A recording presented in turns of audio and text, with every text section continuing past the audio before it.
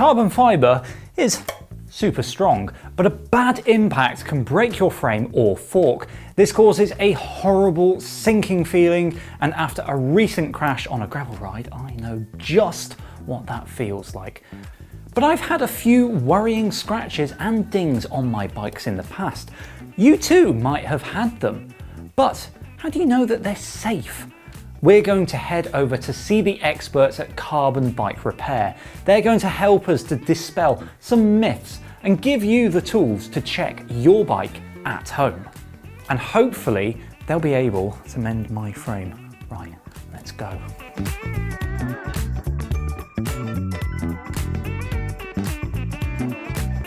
And here we are outside Carbon Bike Repair. We're going to go and catch up with Rob, and we're going to start with how to identify damage on your bike. Come on, come on. Rob, how are you? Nice to meet you there. You too. This is Rob. He is the owner of Carbon Bike Repair and the master of all things carbon.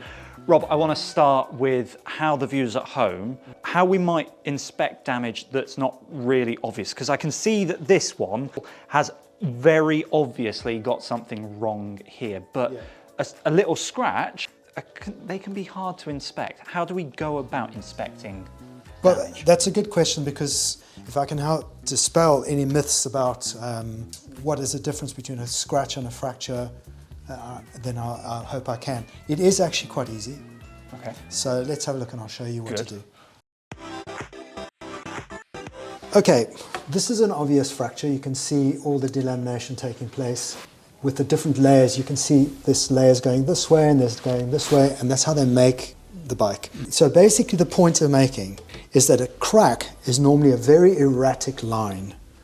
It's very jumbled, as you can see there, and it's not uniform in shape. And I'll show you the difference between that and a scratch, because a scratch is really easy to spot. So here's an example of a very innocuous looking mark. Can you see that one there? Yeah, just. Now, if I were to put the microscope on that, now you can see the line is smoother and it's straighter and it's curved. It's almost like a fountain pen. It starts thin and it gets fatter and fatter and fatter, and then it gets thin again. Can you see? Mm-hmm. So while I'm here, I am wearing a ring. Is there any merit to the old thing of... I know what you're going to ask. Yeah, maybe I've got this wrong already. Tapping the area. Okay, let's dispel this myth, because I'm constantly talking about tap testing is not definitive in identifying fractures. If you can see a fracture, you don't need to do a tap test. Yeah. If you can't see a fracture and you do a tap test, it depends where. Right. On a bicycle, if you look at how many shapes and curves there are, there's a very thin section here, there's a very thick section here. Yeah. If you did a tap test, I mean, use your nail. It's changing timbre. Go to there. Yeah. Here. Here. Dull. Yeah. Oh, there's a fracture there, but there isn't a fracture there. It's just the material build-up is different. Okay. Your key clue is in paint. Your paint will tell you whether there's a problem or not in most cases. Now I'll show you where delamination takes place, where it's not so obvious. Okay, so delamination, yeah? Delamination. What happens is you get a compression point. Now that's an obvious scratch that we've got there. Yep. Okay. So the question is that dangerous or is that not dangerous? Well, so is this where we get the other common test at home of, actually using your thumb? using your thumbs. Your thumbs can pretty much tell the difference as you go along the tube. You will suddenly feel an alarming softening, and you don't need a fancy X-ray machine to tell you when it's soft in one particular area and not in the other. And will the softening be really obvious? It'll be obvious both with your thumb and you can hear it. Okay. As the material, the more you press it, the more it delaminates. So Rob, with all of these examples that we've seen, we've got visual damage, but you were telling me that this customer brought their bike in having heard a crack, but there's no kind of visual actual damage. What would you do in that situation at home? The best thing to do is something that I like to advise. Is called a rocking test. So you basically get onto the top tube, apply your front brake only, don't sit on the saddle, lean on the top tube, press the front brake pedal on and rock the bike forward. You basically want to see what's happening, whether the fork is broken inside the head tube. And you'll see and hear it. It's because what you're going to be doing is rocking the wheel back and forward. And if that thing makes a noise, you'll hear it creaking. It's a horrible sound when carbon is broken. It's not a hairy sound. Just get off the bike. Yeah. But don't be alarmed that when you see some flexing in your front fork that you think, oh, this is broken. It's supposed to flex. That's where you get your comfort of your ride. But it's excessive flex that will be obvious. So when my frame actually landed on a rock, it was quite obviously broken, and I sent it a few weeks ago to you guys to get it repaired. We're gonna go and pick it up soon and see how the repair has gone. But if I was sending my bike in, what kind of happens to it? I guess it goes through the inspection first? So we'll go and check it on the microscope. We'll do stress testing on that frame to be sure that not only the fracture that you've identified is there, but maybe there's something else lurking. The bike is then taken through and gone to the repair process, it gets repaired, and then depending on whether you want paint done to it or not, maybe the paint job as well. And so I'll show you that final process as well. So see if you can find where the fracture was. I don't know if you remember. I don't. It was a long time ago. Shall we go and see the process? Let's go. Lovely. Ready. This is where we do the carbon workings. It's a specialist room built for carbon repair. We have different types of carbon here. We have a plain weave carbon which basically locks down the repair. So basically it's a 90-degree matrix. So once the epoxies have been applied to this material, it basically locks down the crack so the crack can't adjust or move. Once that's done, then we start applying the wall thicknesses to the material, to the actual shape, so that we get the exact wall thickness. So what I'm seeing up here, I don't know if you can see it, there are a lot of frames up here. These all seem to be in different stages of repair. I'd imagine that these have just come in and these have been... These bikes are in the second phase of the process, so they've been sorted, and that is bikes, as you can see, they've still got their nappies on. Where the bike is come out of the curing process and is ready to profile back. This one has been cured. You can see how... Oh wow, so you can really see the repair. And this is quite obvious when I run my finger over it, that there has been a lot of kind of material added here in the wrap. It allows us to produce enough material thickness so that we don't have to go back and replace material because there might be a dip in the construction of that. So that's where we want to end up to. Okay, so oh wow, so you can see the difference. You can see it's such a bump, and then that's ridiculous. Yeah, I can see it. I can see the repair. So my finger, like my eye, thinks that I should be able to feel it, but you just can't. No. Kind of once you've got the carbon on, I take it has to be cured? I'll show you one that's actually in the process now, which has to come out of the oven. Yeah, it's a certain type of curing. It's not a heat cure. It's a type of infrared heating that cures the epoxy. So in 20 minutes, the bike is repaired.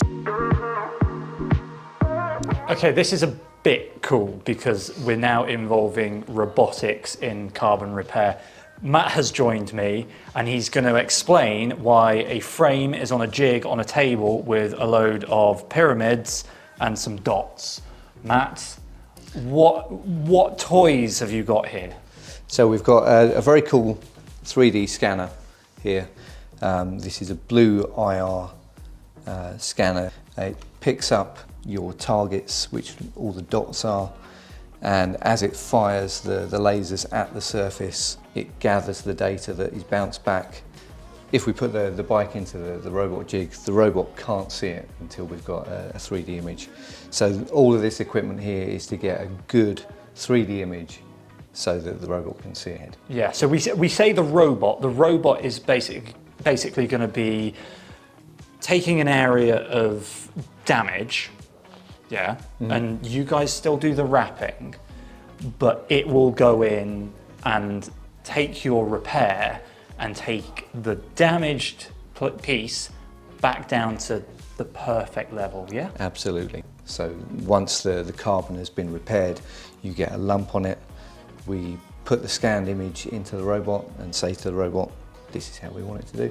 You've got to be very accurate with it. With the robot, we can go to an accuracy of 0.03.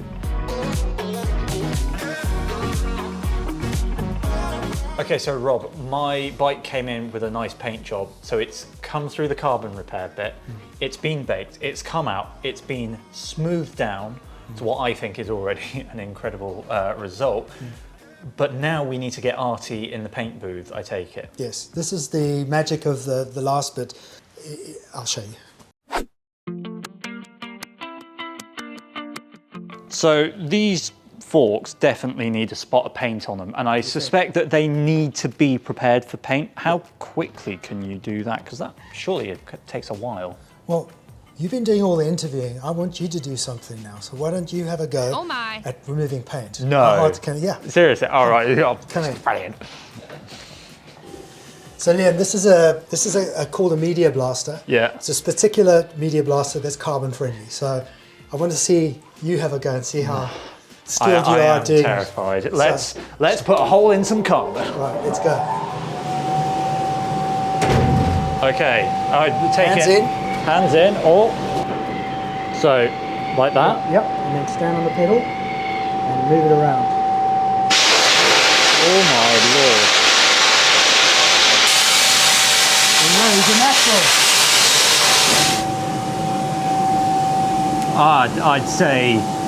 I'd say that's primed and ready. That's the worst job you've ever seen, isn't it? Yeah, so it allows us to avoid removing any carbon that we don't want to remove, particularly because we've got such thin wall thicknesses. Yeah. This does short work of the paint. Oh wow. Here we have,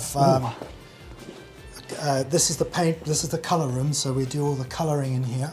So Rob, I'm seeing pretty much every colour of the rainbow up here. If I was sending my bike just for a respray, just to get something poppy, could I have pretty much anything I wanted? Yeah, pretty much anything you want. We've got colour swatches in probably in the millions that we can apply.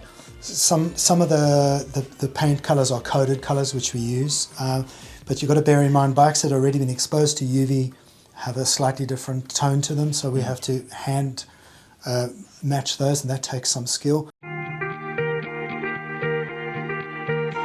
So Rob, it's time to make the bike look like factory finish, and the decal room is where you make all of this happen. Yeah.